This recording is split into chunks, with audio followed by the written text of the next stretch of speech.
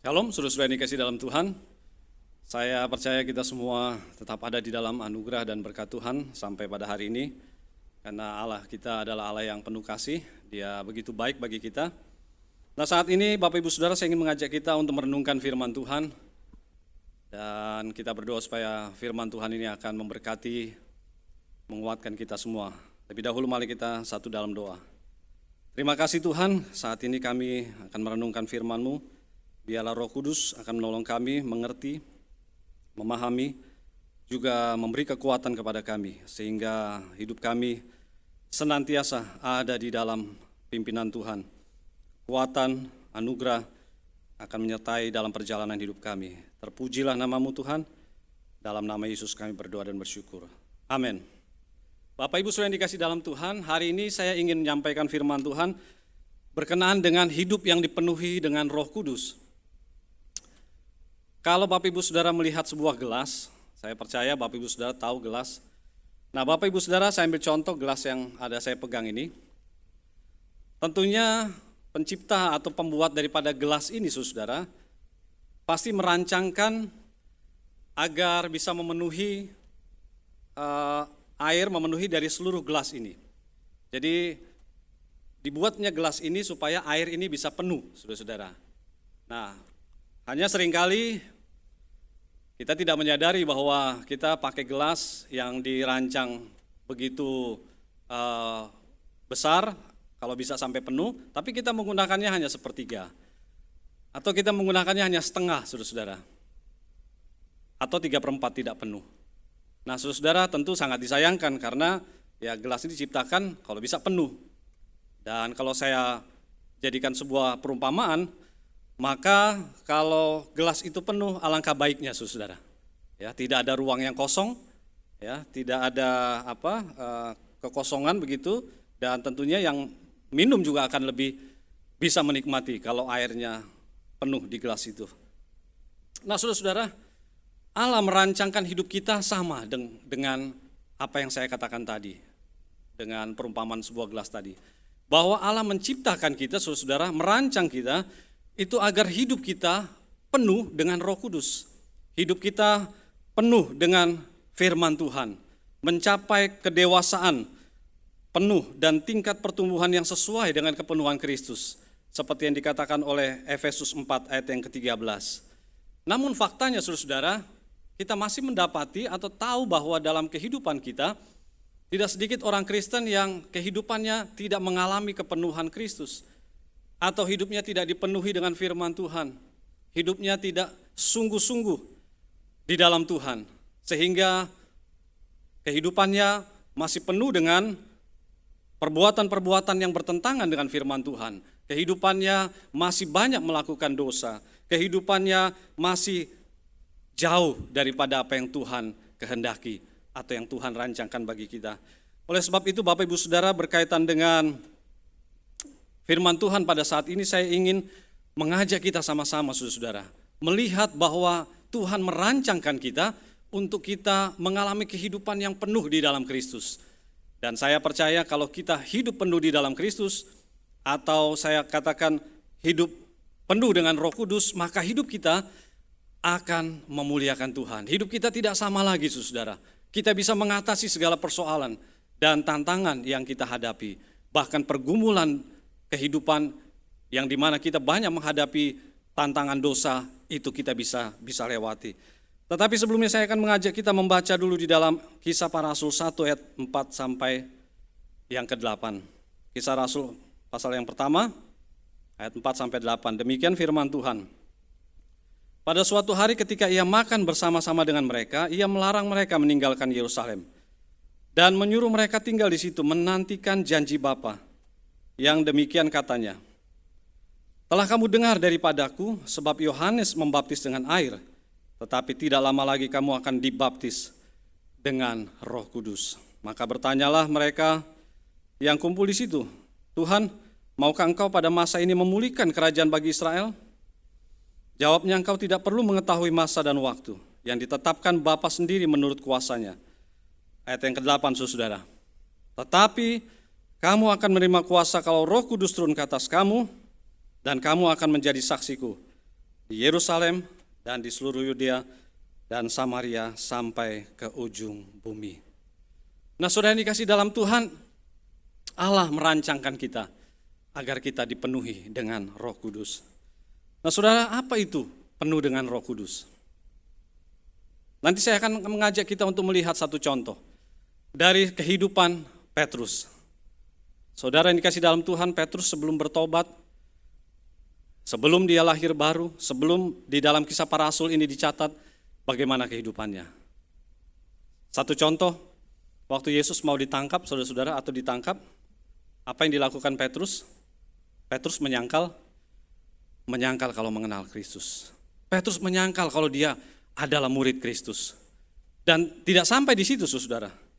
Setelah Yesus bangkit, apa yang dilakukan Petrus? Dia kembali lagi menjadi nelayan. Sesuatu yang tidak sesuai dengan kehendak Tuhan, harapan Tuhan. Dia menjadi penjala jiwa. Tapi kembali lagi menjadi penjala ikan. Tapi apa yang terjadi, saudara? Dari semua yang tadi saya katakan tadi, tentunya itu tidak sesuai dengan yang Tuhan harapkan. Tapi setelah dia menerima kepenuhan Roh Kudus, yang kita lihat di dalam Kisah Para Rasul, saudara, maka kita melihat hidup Petrus berubah. Hidupnya luar biasa, saudara. Dia tidak lagi takut menyaksikan imannya. Dia tidak lagi takut untuk bersaksi. Dan hidupnya benar di hadapan Tuhan. Setelah dia menerima kepenuhan Roh Kudus. Jadi saudara-saudara yang dikasih dalam Tuhan, apa itu penuh dengan Roh Kudus? Penuh dengan Roh Kudus adalah kehidupan yang dikuasai, kehidupan yang dipimpin, kehidupan yang dikontrol oleh Roh Kudus. Itulah esensi dari kehidupan yang dipenuhi dengan Roh Kudus. Saudara, kehidupan yang dipenuhi dengan Roh Kudus itu bukan hanya berbicara mengenai, ya kita bisa berbicara dalam bahasa roh, atau kita melakukan perbuatan-perbuatan ajaib atau mujizat. Tapi esensinya adalah ini, saudara, yaitu bahwa kehidupan yang dipenuhi dengan Roh Kudus adalah di mana kita menjadi saksi Kristus. Saudara, inilah esensinya. Apa yang Lukas tampilkan. Hidup penuh dengan Roh Kudus adalah hidup yang menjadi saksi. Nah, saudara-saudara, apa itu hidup menjadi saksi? Seperti yang tadi kita sudah baca. Ada dua dimensi, saudara. Pertama, hidup menjadi saksi adalah berbicara mengenai Kristus. Kata-katanya, ya, ungkapan-ungkapannya, apa yang dia katakan, itu semua berbicara tentang Kristus. Kolose 3 ayat 16, hendaklah perkataan Kristus diam dengan segala kekayaan di antara kamu. Nah, saudara, ini yang Tuhan mau. Tapi sayangnya kan tidak sedikit, saudara-saudara, orang Kristen yang kalau berbicara itu, maaf, kata-katanya kasar, kata-katanya tidak benar, kata-katanya barangkali menghujat, saudara-saudara.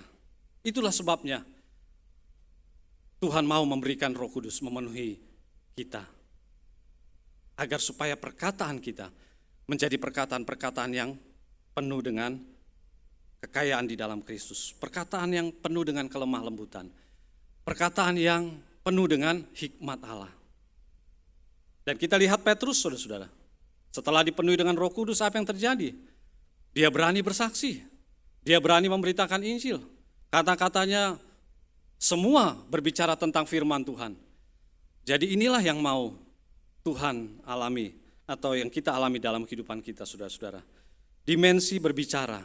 Nah, mari saudara-saudara, biarlah hidup kita sekarang dipenuhi dengan Roh Kudus, di mana terlihat dari perkataan-perkataan kita. Tidak ada lagi kebohongan. Petrus sudah tidak lagi berbohong, ya, tidak mengakui bahwa dia bukan murid Kristus, tapi sekarang dia percaya, dia mengakui bahwa dia adalah pengikut Kristus. Saudara, ada orang tua yang kadang-kadang bilang begini, "Nak, jangan kamu merokok ya, itu tidak baik." Tapi bapaknya sendiri merokok, saudara. Nah, perkataan ini tidak akan ada artinya, saudara. Perkataan bapaknya ini tidak akan berarti bagi anaknya. Ya. Karena apa? Ya, dia lihat bapaknya ini pelayanan di gereja. Bapaknya rajin ke gereja. Tapi karena bapak ini belum mengalami kepenuhan Roh Kudus, belum dipenuhi dengan Roh Kudus, Oleh sebab itu perkataannya seperti itu, saudara. Yang kedua, dimensi yang kedua, saudara-saudara, dari seorang saksi. Ingat bahwa seorang saksi pasti harus berkata-kata, berbicara tentang Kristus.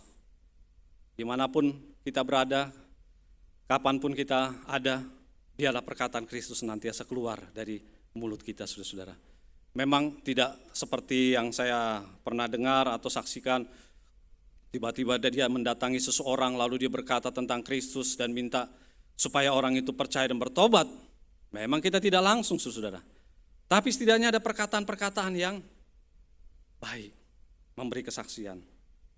Yang kedua, saudara, aspek dari atau dimensi daripada saksi, seorang saksi yang Tuhan mau, dikatakan tadi supaya engkau menjadi saksiku, adalah hidup benar. Petrus hidupnya benar, murid-murid hidupnya benar, setelah dipenuhi dengan Roh Kudus. Dan saya tidak menyebutkan banyak lagi sebelum mereka dipenuhi dengan Roh Kudus. Ya, yang saya tahu kehidupannya tadi salah satu contohnya Petrus saja, ya, dia meninggalkan Kristus. Dia tidak lagi melakukan firman Tuhan, menjadi saksi, tapi dia menjadi nelayan. Jadi saudara, hidup benar adalah aspek atau dimensi daripada orang yang dipenuhi dengan Roh Kudus. Dimensi dari seorang saksi. Alkitab mengatakan supaya hidupmu sebagai orang-orang yang telah dipanggil berpadanan dengan panggilan itu. Filipi 1 ayat 27, hendaklah hidupmu berpadanan dengan Injil Kristus. Saudara yang dikasih dalam Tuhan, jadi Tuhan mau hidup kita benar. Bukan hidup suci, saudara-saudara, berbeda. Bukan hidup sempurna, memang kita tidak bisa selama di dunia ini hidup sempurna. Kecuali kita sudah bersama-sama dengan Kristus, kita bisa hidup sempurna. Tetapi kalau hidup benar, saya percaya kita bisa. Bagaimana perbuatan-perbuatan kita sesuai dengan perintah Tuhan, sesuai dengan Alkitab. Ada di Alkitab contoh Daniel yang saya ambil, saudara. Daniel dalam kehidupannya dengan Sadrak, Mesak, Abednego, satu kali mereka diperhadapkan kepada, mereka harus menyembah patung yang dibuat oleh Raja Nebukadnezar. Tapi apa yang terjadi, saudara? Tentunya Daniel dan teman-temannya tidak melakukan seperti yang dilakukan orang pada waktu itu. Hidupnya mereka berbeda, yaitu mereka tidak menyembah patung yang dibuat oleh Nebukadnezar. Walaupun kita tahu resikonya. Daniel, Sadrak, Mesak, Abednego harus menerima hukuman. Tetapi saudara-saudara, saya mau kita sama-sama untuk kita menunjukkan hidup benar. Karena dengan demikian kita adalah saksi Kristus. Bapak Ibu Saudara yang dikasih dalam Tuhan, inilah esensi daripada hidup dipenuhi dengan Roh Kudus. Hidup di mana Roh Kudus memenuhi kita. Bahkan membaptis kita, saudara-saudara. Baptisan Roh Kudus itu bukan semata-mata hanya berbicara dalam bahasa roh. Tapi baptisan Roh Kudus esensinya, utamanya adalah kita menjadi saksi Kristus. Menunjukkan bagaimana perkataan dan perbuatan kita yang sejalan dengan firman Tuhan. Nah, Bapak Ibu Saudara yang dikasih dalam Tuhan, inilah yang saya ingin bagikan kepada kita semua. Saya tidak perpanjangkan kebenaran firman Tuhan ini, karena saya ingin agar supaya kita sama-sama meresapi dengan waktu yang tidak panjang. Karena saya tahu ketika waktu yang panjang, Bapak Ibu Saudara mendengar saya, bisa jadi akhirnya kebenaran-kebenaran tersebut tidak teresapi, tidak kita ingat. Tapi biarlah saya mau pagi hari ini atau saat ini, saudara-saudara, supaya kita sama-sama mengingat bahwa Tuhan merancangkan kita, menetapkan kita untuk kita mengalami kehidupan yang penuh dengan Roh Kudus. Tuhan menetapkan kita untuk kita hidup dewasa, penuh dengan firman Tuhan. Seperti yang saya contohkan tadi ilustrasi gelas. Tentu pembuatnya, penciptanya tidak ingin gelasnya itu hanya diisi setengah, sepertiga, 3/4, tapi ingin kalau bisa gelasnya penuh. Biarlah Tuhan menolong kita, Bapak Ibu Saudara yang dikasih dalam Tuhan. Di masa-masa sekarang ini saya tahu ada banyak pergumulan, ada banyak tantangan, tapi percayalah kalau kita dipenuhi dengan Roh Kudus, maka Roh Kudus akan menolong kita, akan menjadikan kita saksi-saksi Kristus. Dimanapun kita berada, kapanpun kita akan menjadi saksi Kristus. Tuhan menolong kita, saudara-saudara. Allah ingin supaya hidup kita memuliakan Tuhan. Bagaimana hidup kita bisa memuliakan Tuhan? Tuhan tahu. Tuhan tahu persis bahwa kita tidak bisa dengan kekuatan kita. Hidup memuliakan Tuhan hanya bisa dilakukan adalah ketika Roh Kudus memenuhi hidup kita. Dan Tuhan sudah memberikan Roh Kudusnya, saudara-saudara. Roh Kudus sudah dicurahkan 2000 tahun lebih yang lalu. Tinggal kita menerimanya dan menjalani kehidupan kita. Tuhan memberkati kita semua. Biarlah firman Tuhan ini akan memberkati, meneguhkan kita semua Bapak Ibu Saudara, dan mengajak kita sama-sama akan menjadi saksi Kristus di saat ini di mana kita berada, di zaman kita berada, dan nama Tuhan dipermuliakan. Biarlah Tuhan memberkati kita. Mari saya mengajak kita berdoa untuk firman Tuhan saat ini. Terima kasih Tuhan buat firman-Mu. Biarlah ini akan menolong kami untuk kami menjadi saksi-saksi-Mu. Kami akan tinggalkan hidup kami yang lama. Kami tidak lagi Tuhan hidup dengan penuh perkataan-perkataan yang tidak benar, perkataan-perkataan yang tidak memuliakan Tuhan. Hidup kami biarlah akan benar melakukan firman Tuhan, dengan melakukan firman Tuhan dimanapun kami berada. Jujur, sungguh-sungguh, setia, dan yang lainnya yang diminta oleh firman Tuhan untuk kami lakukan. Biarlah kami akan lakukan, sehingga kami benar-benar menjadi saksi Kristus. Terima kasih Bapa, terima kasih. Kami mohon agar Roh Kudus memenuhi kami semua, untuk kami bisa melakukan tugas kami ini. Terpujilah nama Tuhan. Kami mengucap syukur dan kami sudah berdoa di dalam nama Tuhan Yesus. Haleluya. Amin. Amin.